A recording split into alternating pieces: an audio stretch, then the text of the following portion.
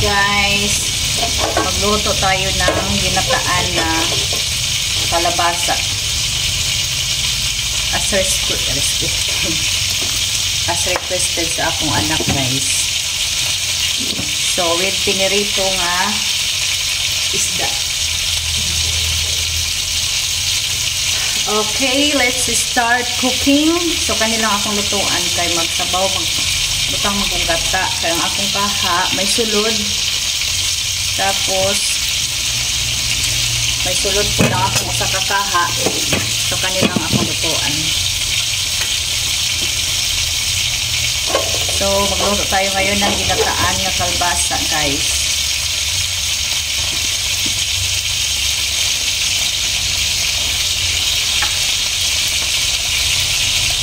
Isabay na natin ang bawang at saka yung ating sibuyas.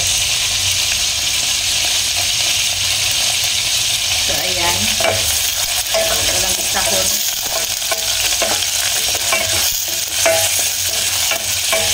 So, dapat sa kahon ta ni. Tapos nagkarito magkulo isda.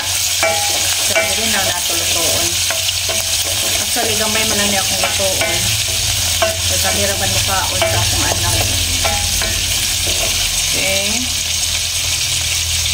Ayan. Gatuon lang sa nato ang lamas. Bisa ko na sa nato ang lamas guys. Bago nato ilagay ang ating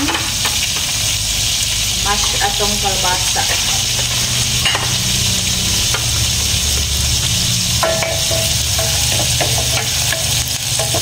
So, kamay lang ang kaldero akong gigamit ani.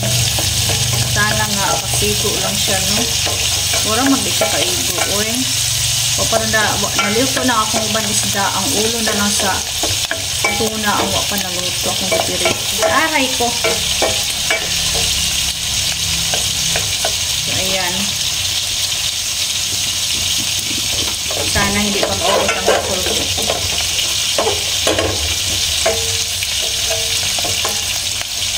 So, medyo ni brown ang atong kuan. Bawang. Ilagay na natin ang atong kalbasa with sitaw. Yan. Kalabasa with sitaw. Request na sa akong anak guys. Kaya ganahan sa mukha o ginataan nga kalabasa.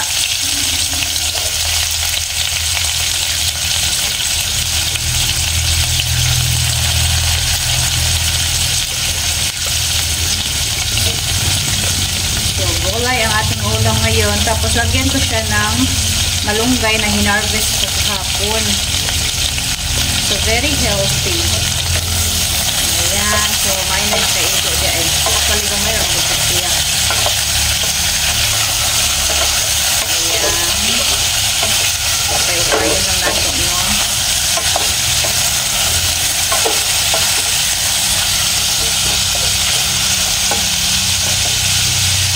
Tapos, maglagay ako ng oyster sauce. Okay.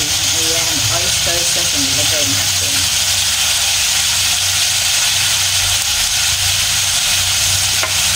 Tapos, i-mix para magpantay and how well combine ang kaniyang lasa. Tapos guys, maglagay tayo ng liquid seasoning at saka garlic bread. Tama ba yun? Sa bread lang ito eh. So maglagay tayo ng liquid seasoning, konti lang. Garlic powder.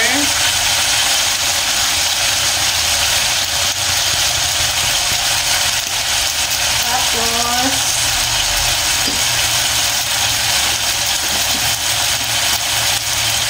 so ang aking mga lamas guys, ito na ko naka-stir. Maglagay tayo ng of course paminta.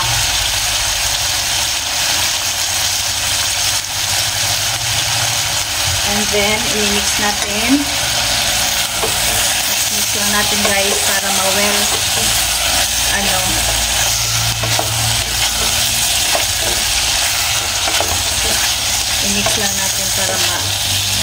siya maayang yung lasa. Ayan. Gamay raman guys na guys. So, dili ko na ni siya subakan ng baboy.